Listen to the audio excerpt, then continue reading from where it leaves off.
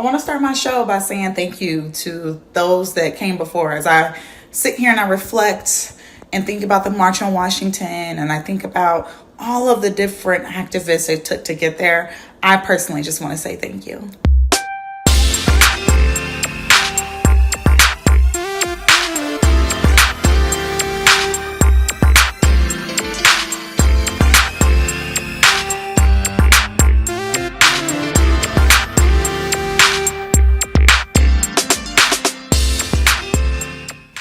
What's up, everyone? I'm LaPorsche. This first story really warms my heart. The Los Angeles Lakers, alongside Kobe Bryant's family, have some pretty big plans to honor the legendary basketball player. Vanessa Bryant, Kobe's wife, announced that a bronze statue will be unveiled February 8th, 2024. The Lakers say Kobe took part in the initial planning of the anticipated statue, which is really sentimental to me, y'all, and somehow bittersweet all at the same time. You know what I mean? Kobe passed away in January of 2020 in a helicopter crash alongside his daughter, Gianna Bryant. Hi, everyone. As you know, Kobe played his entire 20-year NBA career as a Los Angeles Laker. Since arriving in the city and joining the Lakers organization, he felt at home here, playing in the City of Angels.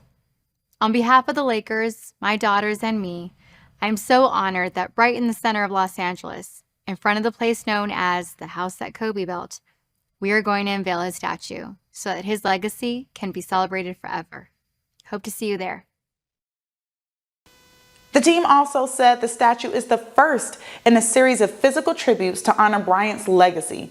By the way, did you all see that super cute moment Taylor had with Kobe's youngest daughter? Taylor Swift hugged her in the middle of the concert, and it was so sweet. It went viral the other day. If you haven't seen it, definitely go check it out. Monday marks the 60th anniversary of the historic Civil Rights March on Washington. Can you believe that it's only been 60 years and yet it's been 60 years? You know what I mean? The White House will host the relatives of Martin Luther King Jr., of course, on Monday to commemorate this special occasion. All right, so let me take you back in history. On August 28th, 1963, hundreds of thousands of people from across the country flooded the Capitol to fight for jobs and freedom. It helped lead to new laws, including the Civil Rights Act of 1964, which outlawed overt racial discrimination. Listen, let's have a real moment. We have definitely made progress, but we still have such a very long way to go. 2020 definitely taught us that. George Floyd, it was so much going on. 60 years later, and the fight for equality is still not over. We must power on. I don't know if you recall, but do you remember me telling you all that I was able to spend some time with George C. Wolfe, who is the director for Netflix's upcoming film Rustin at Martha's Vineyard African American Film Festival? Y'all remember that? Well, Rustin tells the story of Bayard Rustin, who was the brains and visionary behind the March on Washington. He was openly gay and a civil rights activist whose story largely went untold. That movie is set to debut on November 17th of this year. This is the first feature film produced by the Obama's production company, and it is a must-see. I would like to give a very special shout out to all of the women, LGBTQI plus activists who were never publicly celebrated for their contributions to the nation's progress during the civil rights era, okay? You do matter, and I want to say thank you from me. If no one has told you that, it took every bit of everything to get to where we are now. And now it's my generation's turn to pick up the baton and keep it pushing. Speaking of LGBTQIA plus people making an impact, you created a fight club to get some coochie? That is one heck of a trailer line, y'all. Don't look at me. I'm not saying it. I'm just the messenger. I'm just repeating what I heard. The line came from the upcoming movie Bottoms.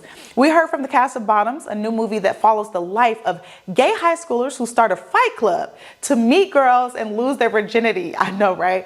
But things go south quickly. Marshawn Lynch is starring in this upcoming film and shared why it was so important for him to be a part of it. Check it out. I trusted you two, and y'all exploited my solidarity. I played the role of an amazing ally. I love Marshawn. He was such a team player. Yeah, I mean, when you work with someone like that, you have a little bit of like fan excitement. But when you get past that, he is such a genuine and kind and incredibly talented improviser, and is so locked into Mr. G. His dynamic as Mr. G in our fight club, it's funny because then we'd cut and we'd go into cast holding and it would be very much a similar dynamic. He's much cooler, I think, than Mr. G is, but it was very much like Marshawn was our like counselor. We wanted, you know, like a odd choice for Mr. G, someone that either hadn't done comedy before or just came from another background. And then when he was in an episode of Murderville, and then I found out that he improvised that entire bit, we wanted to offer him this. He's been so hilarious and so much fun, and also is just such a sweet, kind, respectful person. And I don't know if he shared this, but he originally told me the reason that he wanted to do this was because his sister's gay and he felt like he didn't handle that in the best way in high school. And, you know, just to touch a little bit on that, like before I actually got here, and I was hollering at her when she was telling me about, like, you know, the movie and shit and what was going on. I told her this was a good opportunity for me, because when I was in high school and, you know, my sister had came out as being a lesbian or gay. Like, I did not handle it right. You feel me? As a 16-year-old boy, I didn't handle it, you know, the way that I feel I probably should have. So I told her it was giving me an opportunity, you know, to correct my wrongs, to rewrite one of my mistakes. No, that's not true. But time and time again,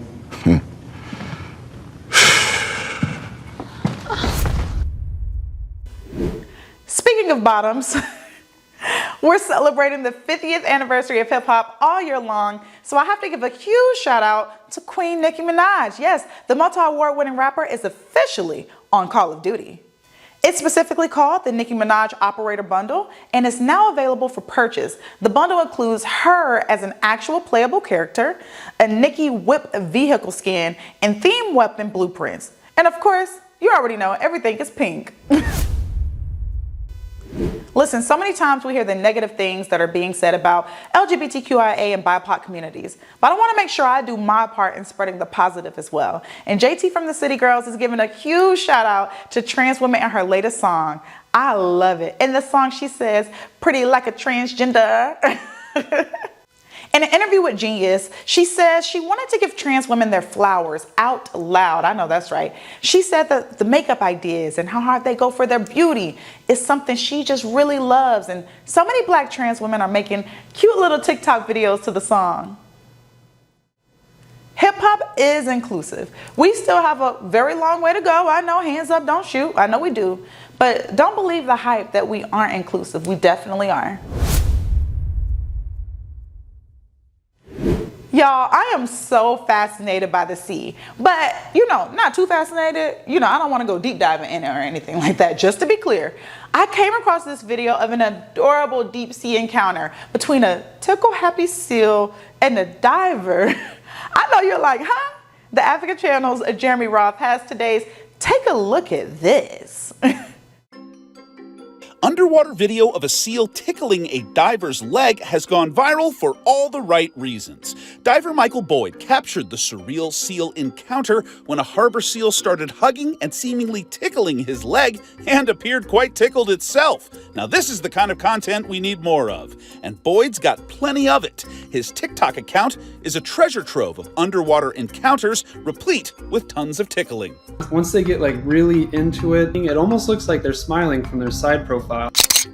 Boyd isn't in it just for the tickles and the views, although there's plenty of them. He's using his viral platform to spread awareness of ocean pollution. It's like you go out, you see all these amazing things. The least you can do is take some trash out with you. For Take a Look at This, I'm Jeremy Roth.